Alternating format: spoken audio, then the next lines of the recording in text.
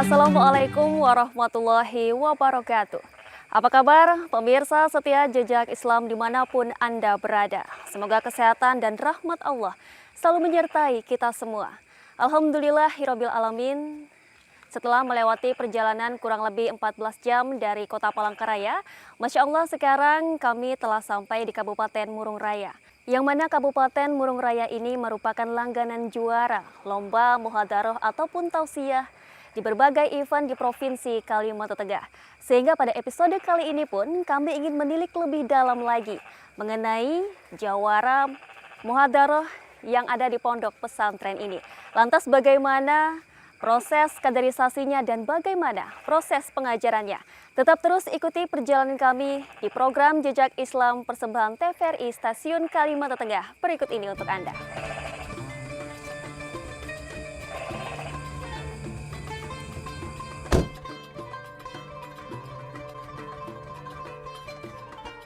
Oke, satu silakan si Winnie untuk latihan membaca apa yang telah Bapak bacakan tadi. Dari Innallah. Bismillahirrahmanirrahim.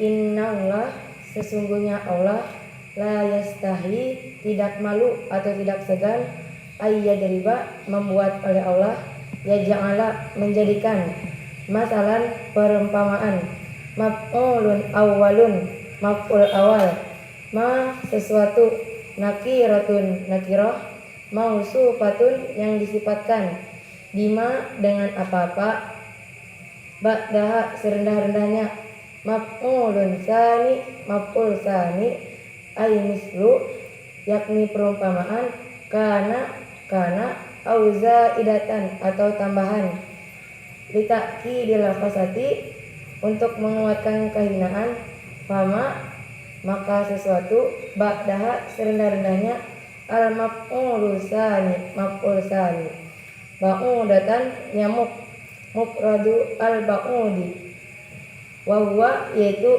sigharul bakti, serangga kecil, fama fauqaha, atau yang lebih dari itu. Sampai situ. Perhatikan penjelasannya ya. Penjelasannya, ayat ini menerangkan bahwa kenapa Allah itu membuat suatu perumpamaan mengambil seekor nyamuk dalam sesuatu.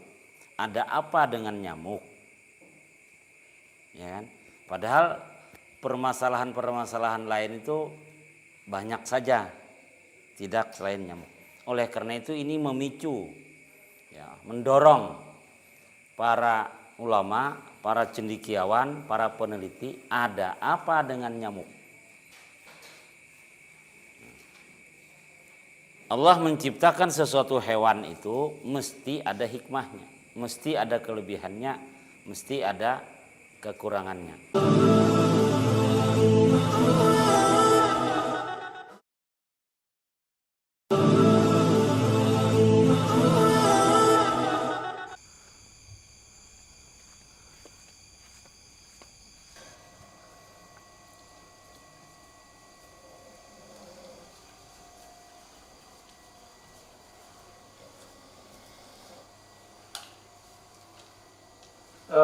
Bangunan, tahajud. 10 menit lagi asrama akan dikunci. Cepat ambil air wudhu dan segera menuju ke masjid. Tahajud, siap tahajud. Tahajud. Bangun. Salat tahajud, wudhu dan segalanya menuju ke masjid. 10 menit lagi asrama akan dikunci. Asrama akan dikunci. Tahajud. Ayo bangun. Ayo bangun. Salat tahajud. 10 menit lagi asrama dikunci. Sebelum subuh, santri dibangunkan. Ciri khas pesantren karya pembangunan, setiap pergerakan santri diberikan durasi waktu agar santri terbiasa beraktivitas cepat sesuai jadwal program yang sudah ditentukan.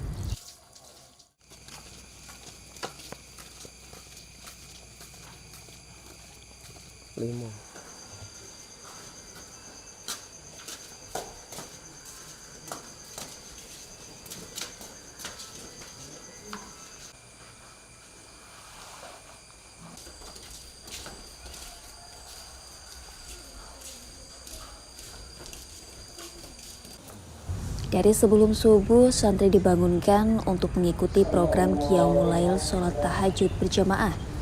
Dilanjutkan zikir hingga masuk waktu sholat subuh.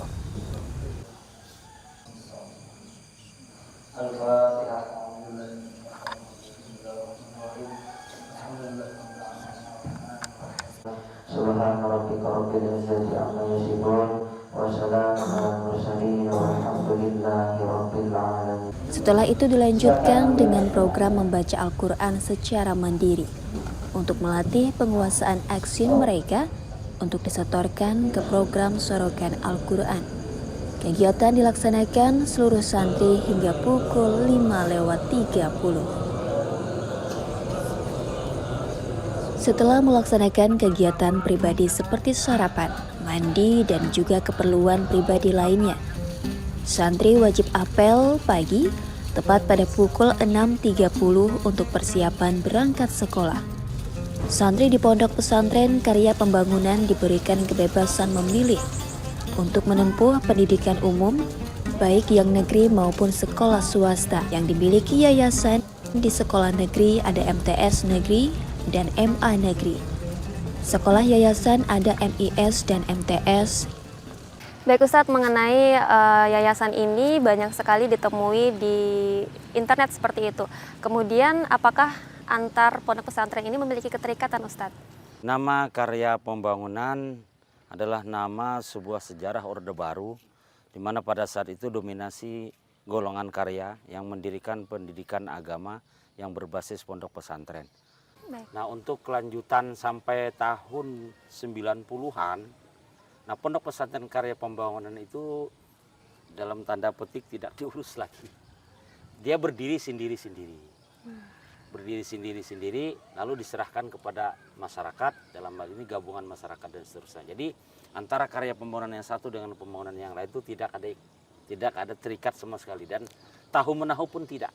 Jadi masing-masing memajukan pondok pesantrennya dan seterusnya dan seterusnya. Baik, kemudian Ustadz, untuk menopang pondok pesantren ini apakah memiliki usaha sendiri Ustadz yang dibangun sudah begitu lama Ustadz? Saya diberi amanah memimpin yayasan ini, alhamdulillah dengan berbagai upaya dan usaha kami mendapatkan rezeki, yang salah satunya itu adalah dari sektor perdagangan, koperasi dan permobilan serta burung walet yang ada di situ. Memang yang terbanyak penghasilannya adalah pada persewaan warung. Kemudian Ustadz, mengenai yayasan ini telah membawahi lembaga pendidikan apa saja Ustadz? Program pondok pesantren itu menyelenggarakan pendidikan salafiyah, ula dan wusta. Itu masing-masing 3 tahun. Kemudian di samping itu yang kedua adalah Madrasah Ibtidaiyah Swasta Karya Pembangunan. Nah, yang hijau ini. Nah, ini siswanya terbanyak sekalteng untuk siswa madrasah swasta, dan banyak prestasinya untuk Miss Karya Pembangunan juga sama. Kemudian yang ketiga ini Madrasah Sanawiyah Terpadu Karya Pembangunan. Baik Ustadz, dan terakhir Ustadz, mengenai tenaga pendidik yang ada di yayasan ini diambil dari alumni kah atau bagaimana Ustadz? Sejak tahun 2012 kalau tidak salah. Nah, jadi ditarik ke belakang 2012 ke belakang, kan guru-guru di sini asalnya berbagai macam pondok pesantren dan berbagai macam, ada yang dari Jawa, ada yang dari Banjar, ada yang dari mana-mana mengabdi di sini. Lalu kemudian setelah dia menjadi PNS atau dapat pekerjaan lain, maka ditinggal dan tidak ada kontrak. Nah, dari latar belakang itu kalau seperti ini terus, maka program kesinambungan itu tidak ada. Akhirnya kami punya inisiatif, santri yang ada di sini yang dipandang cakap, yang dipandang baik, loyalitas tinggi, dedikasi tinggi, dan mau mengabdikan dirinya sampai akhir hayat. Kalau mau mengabdi di sini, ya, kita beri makan dia dan seterusnya sampai 1 tahun kita kuliahkan. Kita kuliahkan S1 sambil mondok selama 5 tahun atau selama dia kuliah, dia tetap melanjutkan pondok pesantrennya. Setelah itu dia kembali ke sini untuk mengajar di sini, mengelola anak santri di sini. Nah, itu kami canangkan sebagai pengganti penerus kami nanti. Bismillahirrahmanirrahim.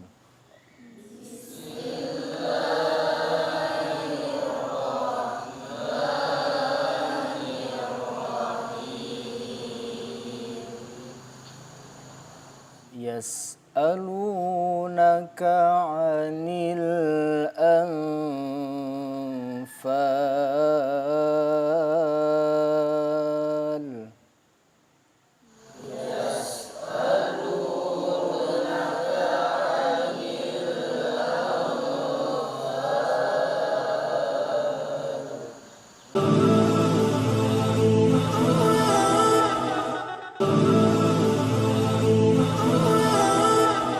Baik Ustadz, mengenai Ustadz sendiri, sejak kapan Ustadz bergabung di pondok pesantren ini Ustadz? Begitu juga dengan perkembangan dari pondok pesantren ini bagaimana Ustadz? Bapak mulai bergabung di pesantren ini pada tahun 1988. Ya, alhamdulillah pada zaman itu yang masih hutan belantara, di sana sini masih sedikit penghuninya yang ada di daerah pinggir Barito. Nah, alhamdulillah sampai sekarang hampir 34 tahun di sini, dan perkembangannya ya walaupun kadang orang mengatakan lambat insya Allah pasti. Nah, oleh karena itu pada saatnya dengan pertolongan Allah dan istiqomahnya ya, alhamdulillah pada saat ini sebagaimana yang kita saksikan menjadi incaran oleng di 10 Kabupaten Murung Raya. Kemudian untuk program unggulannya apa Ustadz? Apakah muhadharah tadi atau ada yang lain atau bagaimana Ustadz? Ya, unggulan daripada pondok pesantren ini kami tidak terlalu muluk-muluk, artinya anak itu dibekali dengan pengetahuan umum, berijazah negeri, dan juga dibekali dengan pendidikan agama yang diharapkan menjadi orang yang bermanfaat di masyarakat.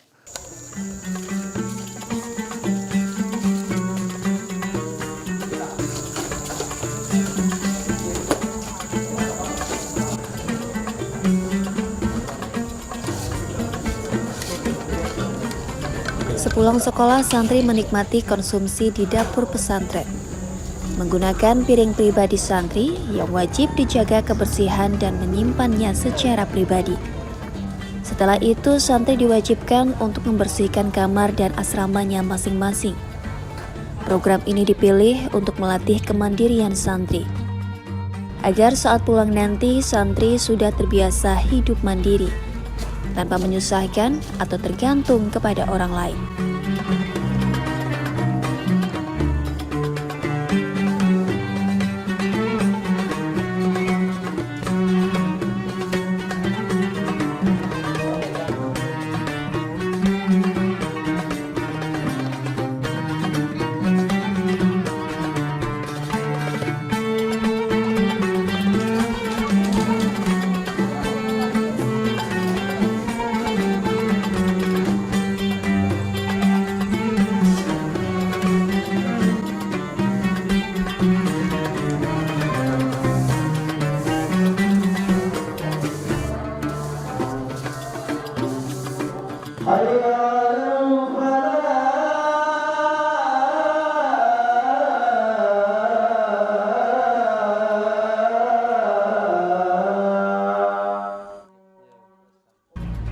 Azan maghrib berkumandang.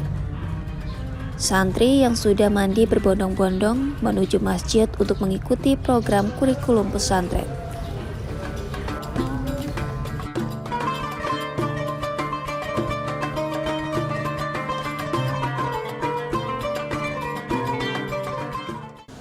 Santriwan dan santriwati rahimahullah yang berbahagia, beliau Rasulullah SAW telah bersabda, kenal beliau Rasulullah? Siapa? Nabi kita Muhammad, makhluk termulia yang sangat kita cintai. Ya. beliau memberikan tuntunan melalui hadisnya, kun aliman au muta'alliman au mustami'an au muhibban wala takun khamisan fatahli. Jadilah engkau orang yang mau Assalamualaikum warahmatullahi wabarakatuh.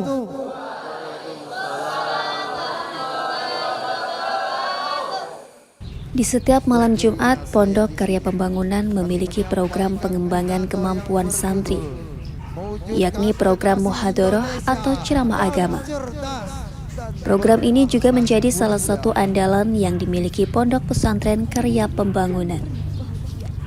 Di beberapa event, perlombaan baik tingkat kabupaten maupun provinsi, santri dari Pondok Pesantren Karya Pembangunan selalu berpartisipasi dan menghasilkan prestasi yang membanggakan.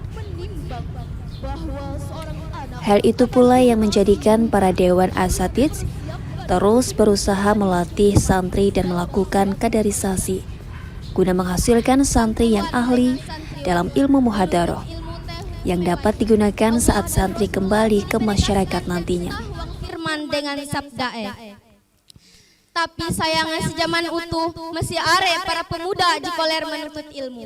Batitik si pemasalahan jite ulun hendak menyampaikan sebuah uraian pidato jiba judul pentingnya menuntut ilmu bagi para pemuda dengan pemudi. Ada beberapa ya yang saya koreksi ya dari kawan-kawan kita yang sudah tampil tadi ya. Mulai dari pidato bahasa Indonesia maupun pidato bahasa Kumpai, ya, bahasa daerah orang Murung Raya. Ya. Untuk Anwar Hadi, ya, Anwar Hadi kalau secara keseluruhan, ya, Anwar Hadi ini sudah menguasai panggung, artinya dia sudah pede tampil di depan, ya. Tepuk tangan untuk Anwar Hadi dulu.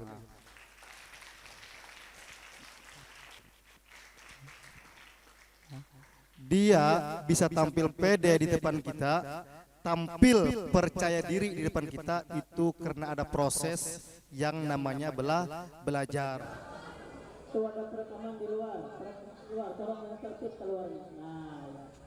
Tolong yang tertib keluarnya.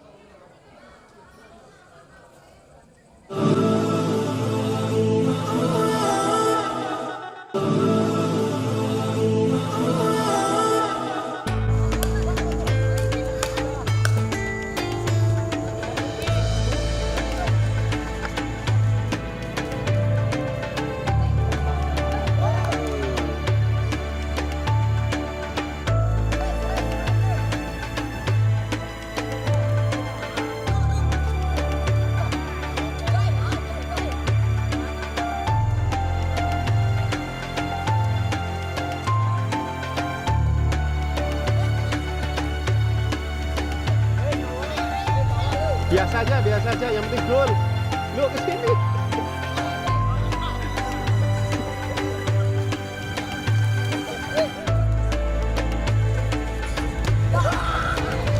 Berbagai macam kegiatan ekstrakurikuler disiapkan dan difasilitasi guna menampung minat dan bakat santri. Lahan Yayasan Karya Pembangunan yang lumayan luas dimanfaatkan juga untuk program kemampuan santri. Dengan dimanfaatkan untuk bercocok tanam, santri dilatih dan dididik untuk memiliki kemampuan di bidang pertanian. Berbagai macam komoditi disiapkan seperti sayur mayur dan juga buah-buahan. Program ini diprioritaskan untuk jenjang santri tingkat akhir agar kelak saat santri sudah lulus dari pondok memiliki kemampuan untuk menjadi petani yang sukses. Sehingga santri lulus dari Pondok Pesantren Karya Pembangunan tidak hanya memiliki keahlian ilmu sekolah umum, ilmu pondok pesantren juga keahlian diri untuk menunjang kehidupan kelak.